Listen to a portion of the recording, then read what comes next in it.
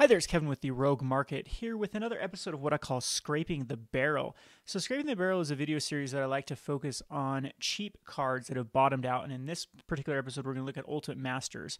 So Ultimate Masters is definitely nearing the bottom for uncommons and commons. I still think there is some room for A, the box toppers to go down, B, the mythics, the high-end mythics to start going down to a little more reasonable prices, and of course same thing with the rares. I think there's still a little bit of equity to fall from that set, but that's neither here nor there for this video. This video is going to focus on the commons and uncommons from Ultimate Masters that I think are at their lows and are right now a good time to invest in, and I'm trying to give some little reason behind why to invest in these particular cards. So if you check back at other master sets, you can actually go check the video that I just made over at my main channel, the Rogue Deck Builder, where I kind of looked through Ultimate Masters and looked at other sets like Iconic Masters, Eternal Masters, Masters 25 on the Modern Masters series, that commons and uncommons do, especially if they have a lot of high playability, if they're a very popular card, do begin to recover after about the 6-8 months. And then in a year, 2 years, they usually end up doubling up or tripling up. So for this video, I'm going to give you 10 picks for Ultimate Masters that I've been subtly investing in, and I'll give you kind of the platforms I've also been investing them on. So the first one here is Hyena Umbra. Hyena Umbra is one that I've been targeting and actually got, I'd say 20 plus copies off of Cardsphere for 5 cents a piece. So Hyena Umbra is a good card because it's the card that double dips. I love double dipping cards. This is played in Bogles in Modern, which has been a deck since day one. So I actually like Bogles, even though it's never really represented a huge portion of the Modern meta at any given time. It has taken some GPs down, I believe, as well as it was when it was number 2, should have won Worlds one of the years. I can't remember who was piloting that deck at that point. Reed Duke, I believe, and he was going up against Jeskai Control and just had some horrible draws because usually Jeskai Control is a very easy matchup for Bogles. So it almost took down a Worlds. That's how powerful this deck can be in the right meta. So I'm always really big on cards that see 4-ofs in popular decks in Modern that have stayed the test of time, and Bogles is going nowhere. A good thing to do too when you look at these cards is to check what their prices were able to achieve. This was a $1.50 card out of the gates when Ultimate Masters was spoiled. It's down to a 30 cent TCG mid. The market price is all the way down to 15 cents, and like I said, I had no trouble getting Hyena Umbras at the 5 cent mark on Cardsphere. And if you actually go over to the Rise of Eldrazi, it's starting to fall there too, but this got all the way up to about the $1.75 mark. Even buy lists, I believe, were all the way up to 70-75 cents at one point for the Hyena Umbra. So that shows there's a lot of movement for this card. Rise of Eldrazi is not that old of a card, as well as having 2 reprints in the Plane Chase anthologies, as well as the Plane Chase 2012. There is a relatively decent supply of Hyena Umbra, so a common that was able to get up to a buy list price of over 50 cents is quite substantial. So getting at these cards of 5 to 10 cents, I think is smart to really start stockpiling these. If nothing else, this is where you should be going to your local game store. They usually have bulk bins, and taking these out of their bulk bin price, the bulk bin boxes, and hoarding these for the future. On to my number 9 is more of a commander card because this is banned in basically any competitive format. This is Frantic Search. So Frantic Search is another card that used to hold a pretty decent price tag, mainly because the supply was quite low. Of course, you're not going to see this in a competitive format because, again, it's banned in basically everything that it's legal in. If we go over here to Urza's Legacy, it was able to hit that $1.50 mark again, and look at this lovely trajectory of Frantic Search. I love these type of cards because they never really raise the warning bells to investors that, oh, look at this card. It just slowly creeps up. And again, it's going to creep back down for Frantic Search. But what I like about Frantic Search is, look at that.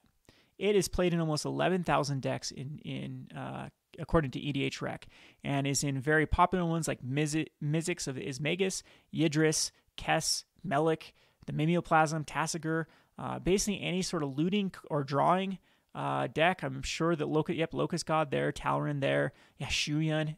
These are all extremely popular commanders that are going to continue as time goes on to stretch away these cards from the market. Again, very, very popular commander decks. Most blue decks should be running Frantic Search because of how good it is with the bounce lands in Pauper, as well as it's just a great way to fill up your graveyard, a great way to fill up your, or to set up your hand. That's one of the biggest problems with a commander is when you're the person that's either mana screwed or have too many lands. This is a way to get out of it, and it's basically a free spell and taps those lands at that point. So I like Frantic Search at this is another card that has bottomed all the way out. You have no problem getting these for 5 to 10 cents on Cardsphere, and I've already loaded up on them. Looks like the card Kingdom, for example, is already selling it at 25 cents, so it's undervalued compared to the TCG mid or market price for the Frantic Search. On to the next one. This is our first another modern one. This is Darkmore Salvage. Darkmore Salvage is another card that was able to get up to around the $1.50 mark. This is uncommon out of Tooltip Masters, so it's going to be able to recover a lot quicker than Hyena Umbra or Frantic Search. And you can see this is used in Vintage Dredge, Modern Dredge, and I think I've seen it in Legacy Dredge from time to time as well, I believe. Usually those are mana-less, though, a lot of them. But, you know, the Dredge decks have used them. If we actually click on a Modern Dredge deck, it does look like Darkmore Salvage is actually not using this. And I click on this one now, and then it's not even in this one or in this one. Maybe they actually replaced it.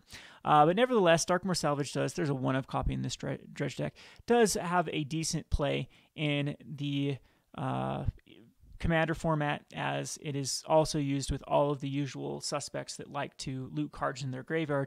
The Gitrog Monster, Sidisi Brew Tyrant, Marin, Muldrotha. I use it in Balfour the Defiled, for example. Really, really good card to start dredging, and then just get back a land after you put it into your hand is fine. And again, it's really good with these cards that can definitely rinse and repeat. And it's one of those cards that does just slowly creep back up in value. There's a huge price discrepancy right now between the TCG player market price and the card Kingdom. Nope, they're about even right now, so they're going for a quarter.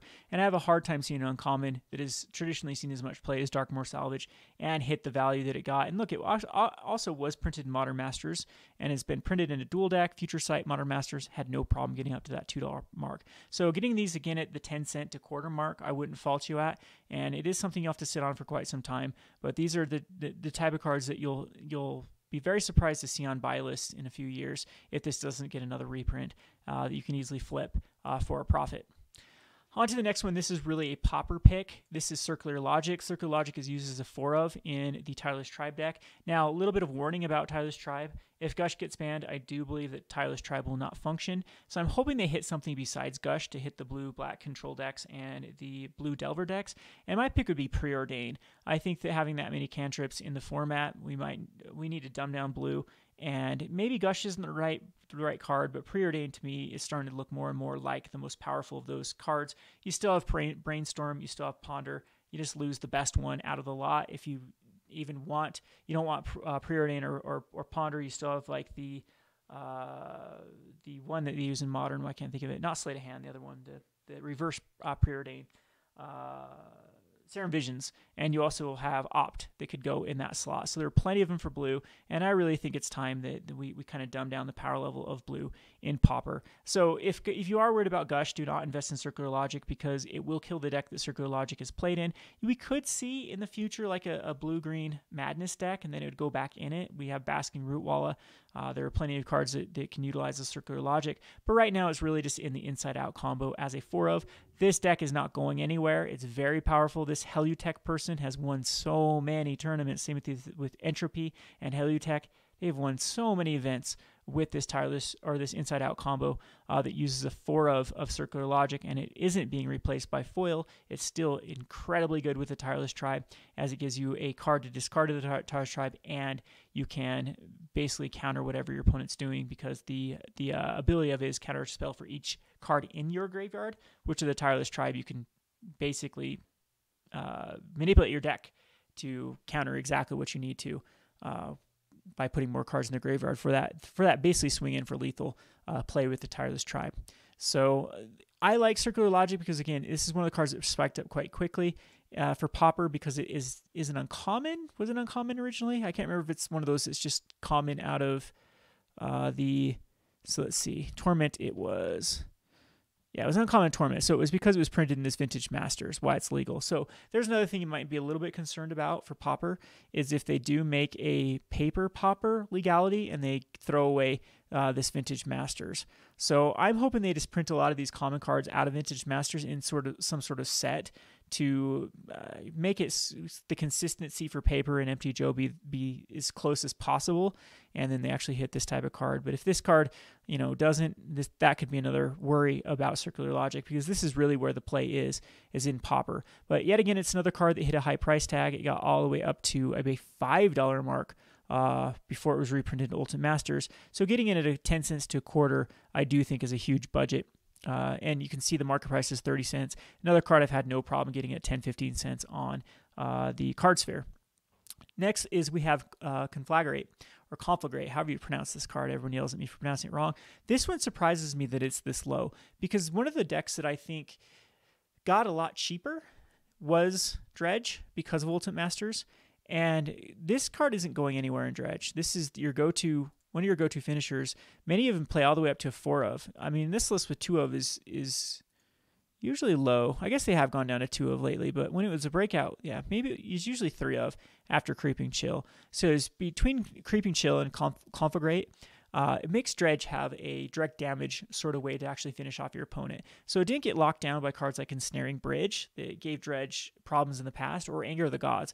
Anger of the Gods used to be a mess for Dredge to come back from, but now if you anger, and sure, you get rid of some prized amalgams, hopefully they've done some damage, and if they have, then you can definitely rely on the Conflagrate or the Creeping Chills just to finish off the game. You have Shriekhorns to get there. It's free damage for both of these. Both of these are not cards that you're going to be casting from your hand usually. They're going to be casting from your graveyard. You still do worry about Rest in Peace, but then Conflagrate actually is able for something you can cast from your hand to do that sort of damage to the face. And with the Creeping Chills, if you can rely on a bunch of them with Creeping Chills and the Conflagrate, that's easy to do 20 points of damage. So this card seeing this much play in Dredge, if we actually go over to the metagame, I think Dredge is still quite high in Modern. It's the 5th most played deck according to Goldfish right now. And I'm actually thinking that Phoenix is going to get something banned. I think Manamorphose is the next card to be banned in Modern. That's just, don't hate on me. That's just me thinking that card is starting to be the degenerate card that is really enabling these type of cards. If you're actually looking at other cards that could be banned out of this deck to kind of slow it down, you're looking at some cards I don't think that they want to get rid of out of the Modern format. But in my opinion, Manamorphose offers nothing good to the format. It's just kind of one of those cards that should never have been printed, because it's one of those free cards that then can be reduced for other ways to just get free mana and a card. And those type of cards tend to be problematic for whatever format they're put in. So I think that, me personally, I think that's the next card that's going to be banned out of Modern. We'll have to wait and see, though, because it does seem like Phoenix decks are starting to push away from the regular meta. However, Dredge, I think, will start doing a little bit better in the meta and be the go-to deck again, because it's just a very versatile deck that beats out a lot of or at least has action against basically any deck that it sits down against. So for that reason, I think that the Thug is the Conflagrate is a pretty good card to invest in at the price point of 25 cents. All right, so now we're getting back to a commander card. This is Reveillark. I was surprised that Reveillark has gone down this much. Reveillark sees a ton of play in commander. It also does see some play every now and again in Modern.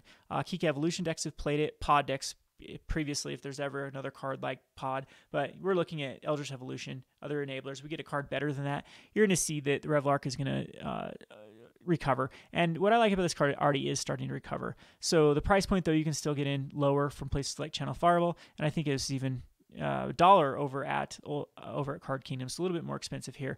But it's something if you lowball and offer like 25 cents to 50 cents, you can pick up some of these people trying to recoup their value when they crack the Ultimate Masters boxes. I know a lot of people, their strategy with Ultimate Masters was to crack the box, sell everything, and keep the topper as the profit margin. And so with that, they're going to liquidate everything, and then they're starting to compete with other people with Reveillark.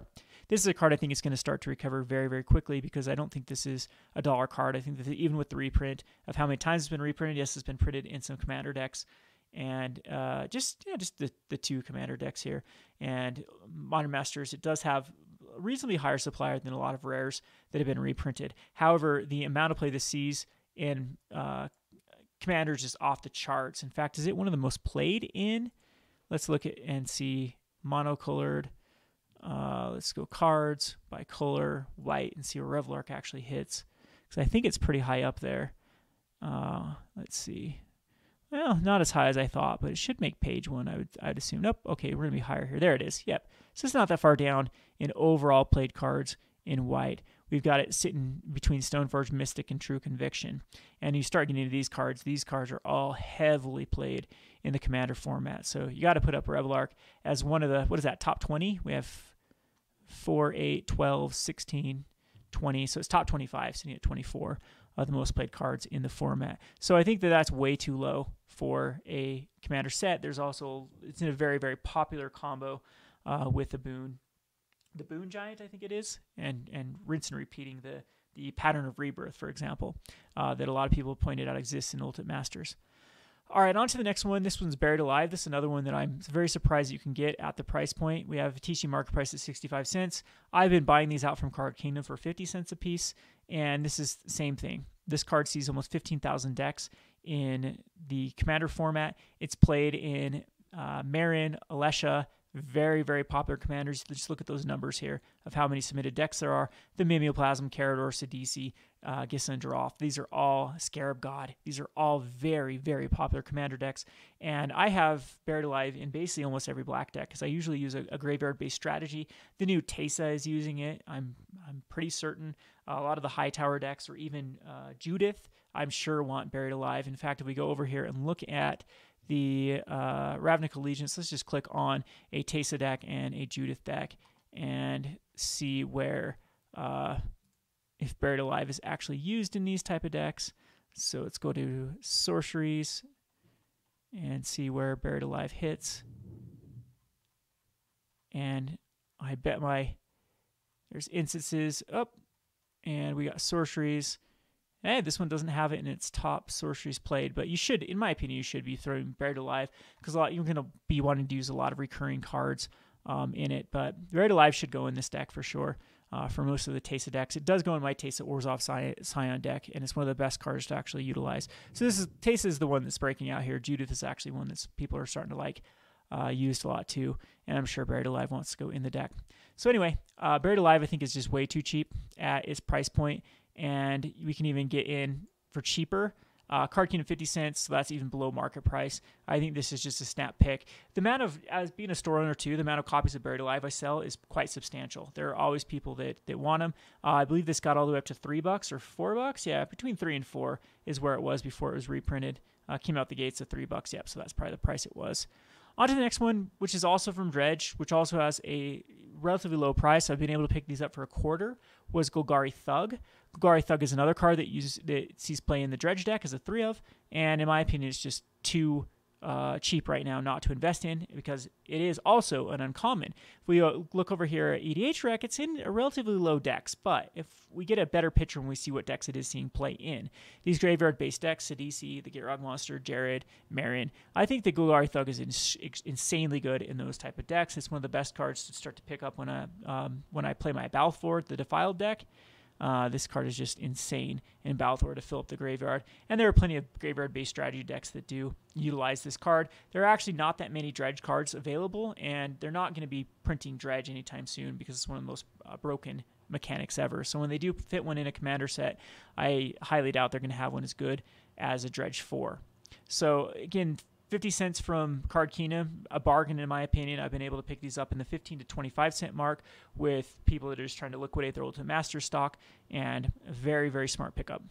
All right, now we're really getting into the two that I really love, and this is Chainer's Edict at the number 2 slot. And the reason why is one thing I do is I build a lot of pre-constructed Pauper decks, and every color has a card you just completely run out of when you are building decks. Mutagenic Growth is one, Gut Shot's another one. They just go in so many different decks. Ponder and Preordain go in so many different decks. Ash Barrens, and then you have Prismatic Strand for white, and then Chainer's Edict for black. This sees so much play in Pauper, and the only reason you wouldn't want to invest in it is if you think that they'll ban it. If they make a Pauper paper legality, if this gets not included, that would be the one way that you would be a little bit hesitant of buying into this, because in Torment it wasn't uncommon. So it's one of those cards again that was printed in Vintage Masters as a common, but I think that they should try to make this a common because it's a card that I think has really it's made it worthwhile to play black. It's one of the 2-for-1s you have an option for in black.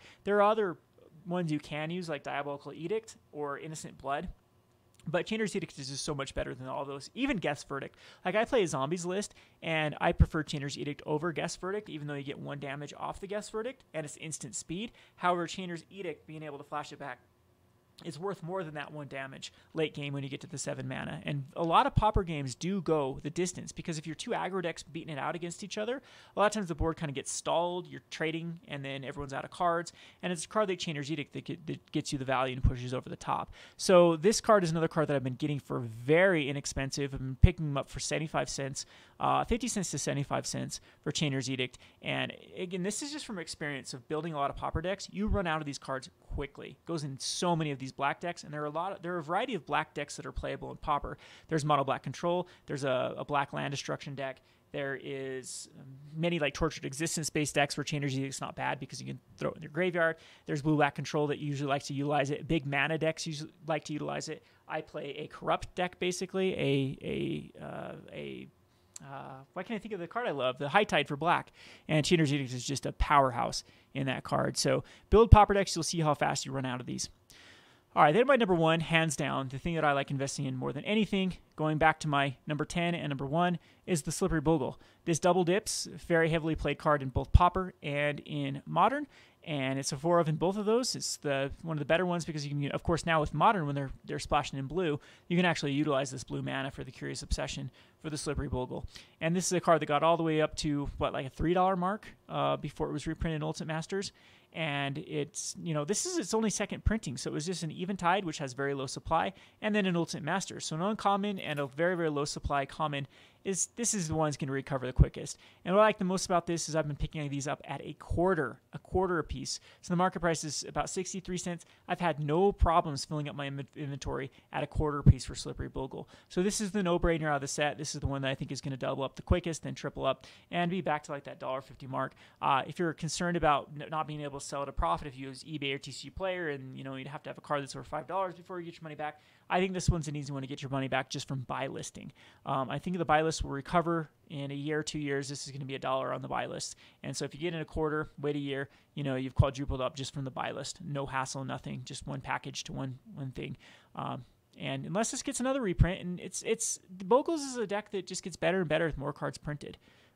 There's a lot of broken cards already, and you never know if if a Ancestral Mask comes to Modern, for example, it gets even better. So that's kind of my rundown. We'll go through it one last time. For the Scraping the Barrel, we have Hyena Umbra, Frantic Search for Commander, Darkmore Salvage because of Dredge, Circular Logic because of Inside Out combo, the Reveillark for Commander, the Buried Alive for Commander, Golgari Thug, Chainer's Edict, and Slippery Bogle.